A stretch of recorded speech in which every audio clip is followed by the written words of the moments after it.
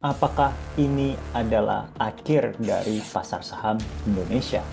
Apakah kita better divestasi atau nggak investasi lagi di saham-saham Indonesia dan taruh duit kita di tempat lain?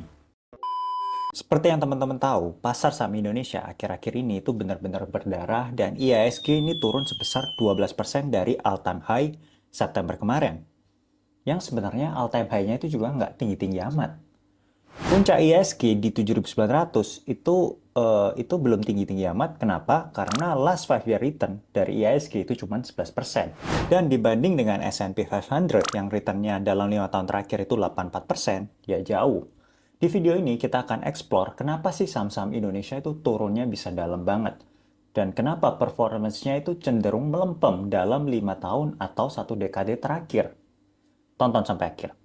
Buat teman-teman yang belum kenal gue dan mungkin baru awal-awal lihat konten gue, perkenalkan nama gue Alvin, founder dari Supercuan Saham ID. Gue punya banyak pengalaman mulai dari kuliah di universitas teknik terbaik di dunia, kerja di top company, dan gue juga hobi educate orang soal finance dan investasi. Oke, now let's get back to the topic.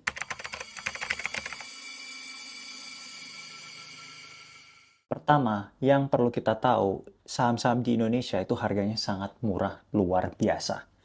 Berdasarkan fact sheet dari Bursa Efek, rata-rata PE ratio dari semua saham di IHSG itu 12,2 dibanding dengan S&P 500 yang angkanya di 27,3. Ini gila kan? Jadi buat teman-teman yang belum ngerti PE ratio itu apa, ini itu adalah laba versus nilai atau market cap suatu perusahaan. Jadi misal PE ratio-nya semakin rendah, itu artinya perusahaan dihargai semakin murah. Oke, mungkin Indonesia ini kan negara berkembang ya, jadi mungkin marketnya banyak tidak kepastian dan pastinya lebih susah diprediksi daripada market US. Tapi coba kita pikir lagi, apakah saham-saham Indonesia ini patut dihargai kurang dari setengahnya saham-saham di US?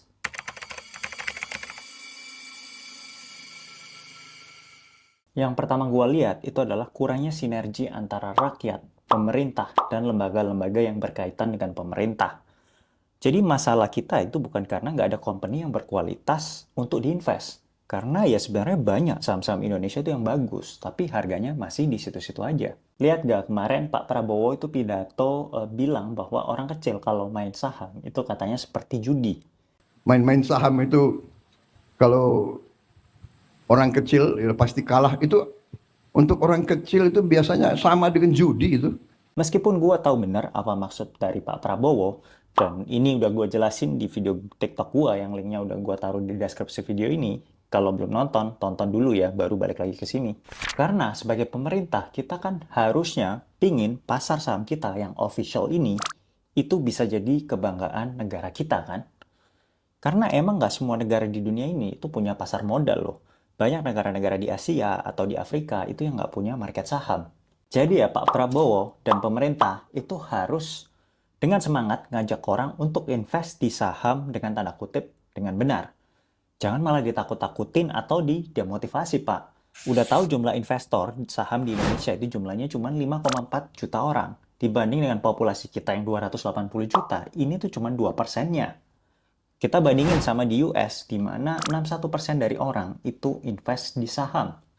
Dan ini gue bisa verify karena gue udah pernah tinggal di US selama 5 tahun.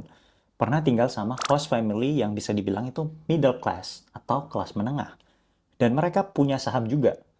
Dulu pernah cerita ke gue, saham Amazonnya itu naik 3 kali lipat. Meskipun ya alasan belinya ini konyol ya. Karena kantor host parents gue itu sebelahnya kantornya Amazon. Dan dia ngelihat kantornya Amazon ini keren. Jadi dia beli sahamnya.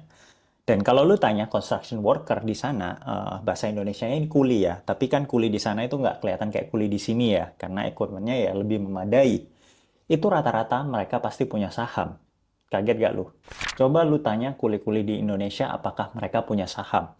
Lu tanya 100 kuli, mungkin cuma satu kuli doang yang jawab iya ya. Dan mungkin 50 dari 100 itu udah pernah main judol. Gitu kan realita pahitnya.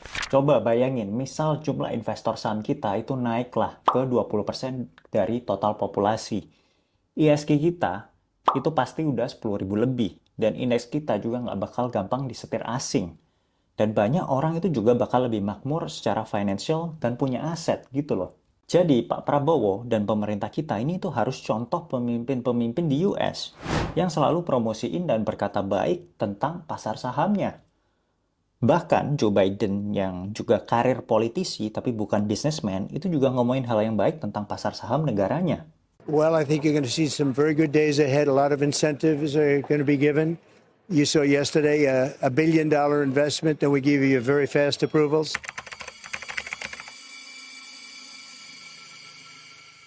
Jadi dari pemerintah nggak ada effort buat ningkatin. Dan dari lembaga yang berkaitan dengan pemerintah, contohnya Bank Indonesia ya, lembaga yang berkaitan dengan pemerintah ya, karena perlu gua tekanin, karena kemarin ada yang coba jelasin ke gua kalau BI itu lembaga independen dan nggak harus nurut dengan pemerintah. Ya gua tekanin lagi ya, gua tahu. Masa gua founder dari Supercuan Saham nggak tahu fakta ini? Tapi kan faktanya BI itu kan bekerja untuk pemerintah dan rakyat RI. Gitu kan? Bank sentral dimanapun itu ya bekerja buat rakyatnya, pemerintahnya, buat negaranya. Dan kantor BI itu bukan dibuat dari sumbangan Edi Tansil atau Harvey Mois. Gedung kantor dan dana operasionalnya itu kan ya dari pendapatan negara, yang sebagian besar itu dari pajak. Dan kenapa gue kritik BI kemarin di salah satu video gue, itu karena inflasi kita itu udah sangat rendah. Tapi suku bunga kita itu masih tingginya luar biasa. Buat yang belum tahu suku bunga itu apa, bisa lihat video TikTok gue di deskripsi.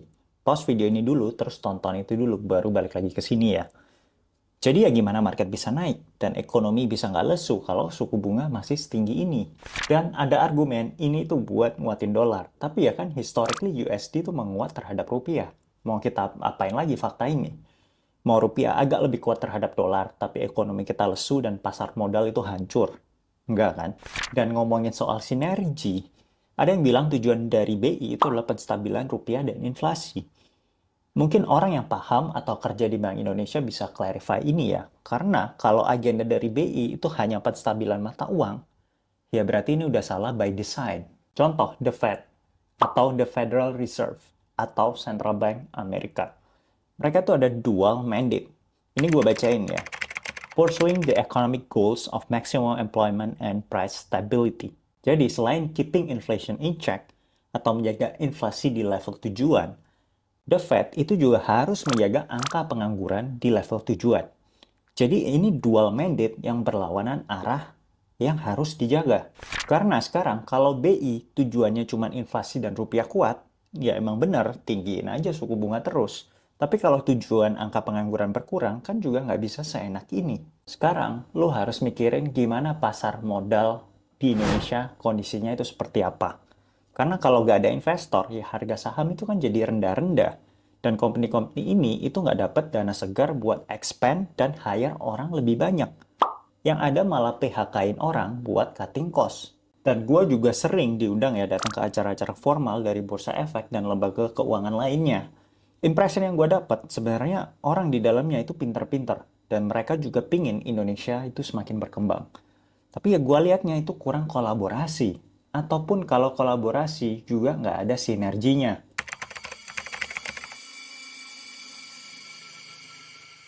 Gue tetap investasi paling banyak itu di saham Indonesia ya. Meski gue juga banyak investasi di tempat lain seperti di saham US atau kripto. Dan gue ini nggak akan terubah alokasi ini. Gue akan tetap pertahanin. Karena memang masih ada saham-saham Indonesia yang berkualitas dan harganya itu murah banget dibanding dengan saham-saham US.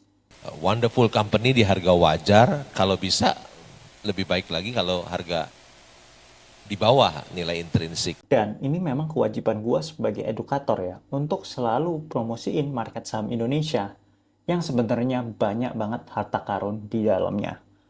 Meskipun juga banyak saham-saham sampah ya. Ini kewajiban gue untuk educate kalian, untuk arahin kalian. Tapi ya gue juga butuh bantuan kalian sebagai penonton. Tetaplah investasi di saham-saham Indonesia yang bagus. Dan untuk pemerintah, BI, BEI, dan OJK, kalian harus do better. Sekian dan terima kasih. Oh ya, dan di video selanjutnya gue akan bahas soal porto saham US gue. Di situ gue akan langsung buka-bukaan apa aja isinya dan kenapa porto gue ini bisa outperform S&P 500. So, yang belum subscribe, klik subscribe sekarang dan jangan lupa hit the notification bell. Oke, bye.